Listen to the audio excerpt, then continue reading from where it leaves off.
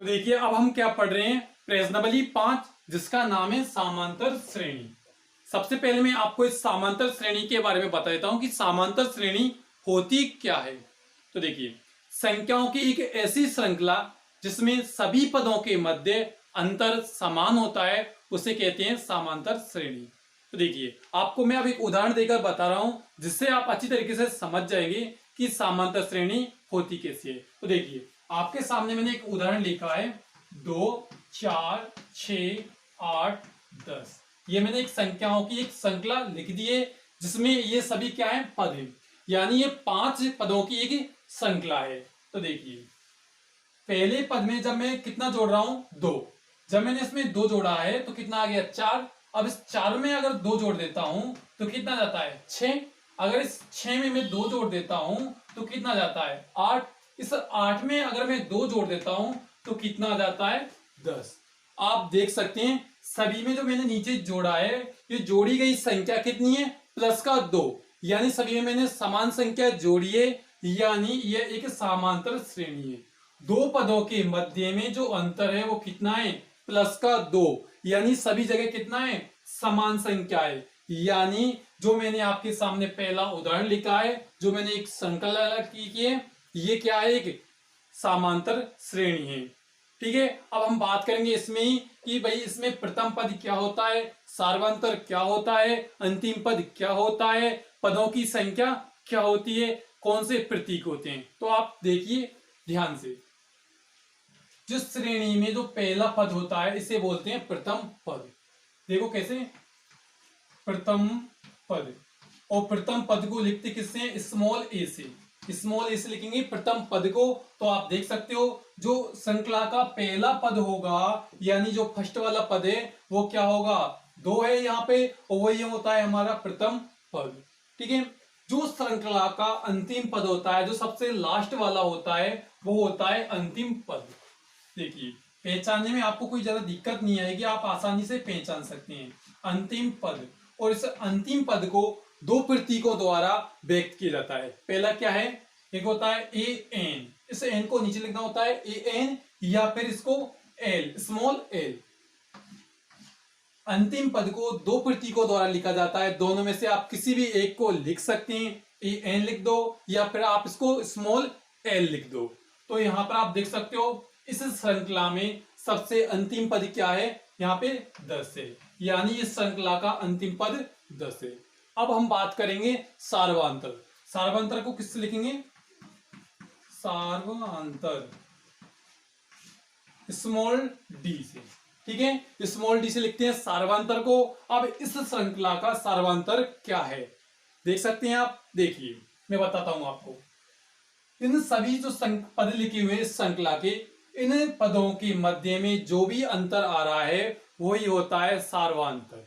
ठीक है, आप देख सकते हो प्लस का 2, प्लस का 2, प्लस का 2, प्लस का 2, इन सभी पदों के मध्य में कितना अंतर आ रहा है, प्लस का 2 आ रहा है, यही होता है हमारा सार्वंतर।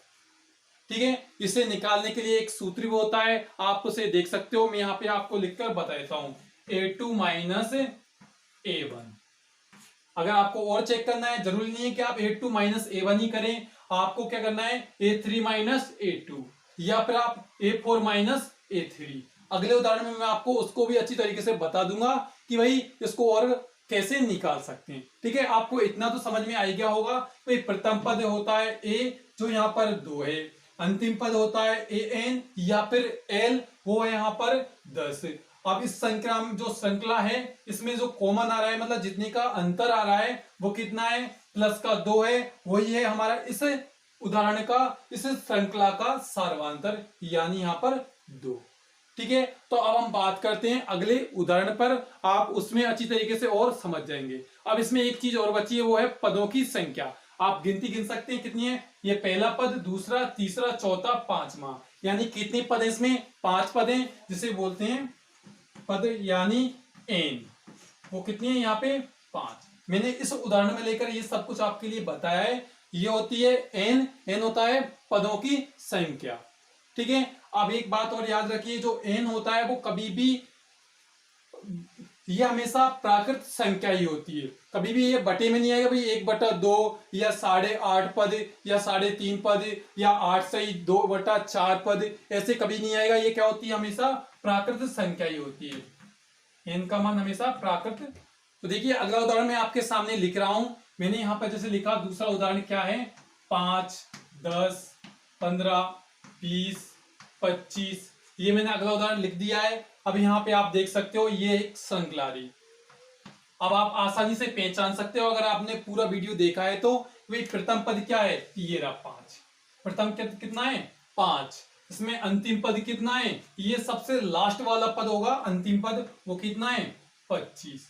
ठीक है, अब सार्वंतर कितना है, तो मैंने आपके लिए एक सूत्र बताया है, आप उससे निकाल सकते हो। वैसे आप देख सकते हो यहाँ पर आप सबको दिख रहा है 5-5 का अंतर आ रहा है, यही हमारा सार्वंतर है। इसको आप ऐसे भी लिख दीजिए, A1, A2, A3, A4, A5, ये क्या है, पदों की संख्या है। ये पहला पद, ये दूसरा पद, ये तीसरा पद, ये चौथा पद, ये पांचवा पद। इससे क्या है, आपको आसानी हो जाती है पदों को पहचानने में। अब देखिए सार्वंतर निकालेंगे हम, A2 माइनस का A1, देखिए इससे चेक करते हैं हम, यानी दूसरा पद कितना है 10, 10 में से मैंने पहला पद यानी 5 घटाया, कितना आ गया 5। अब हम चेक कर लेते हैं भाई इधर भी कि ये सही है या नहीं है। देखिए A3 minus A2, A3 minus A2, जब मैंने ये घटाया तीसरे पद में से दूसरा पद, यानी 15 में से 10 गया तो कितना आ गया है 5, यानी आगे भी जब ऐसे ही आप करोगे तो अंतर कितना आएगा 5, यानी इस उदाहरण में जो सार्वंतर आया है वो कितना आया है 5।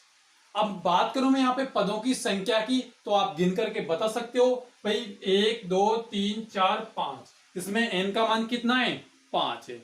इसी तरीके से आपको पूरी प्रश्नावली 5 में पढ़ना है और आपको पहचान के भी बताना है भाई कौन सी तो श्रृंखला सार्वंतर श्रेणी में है, कौन सी श्रृंखला समांतर श्रेणी नहीं है।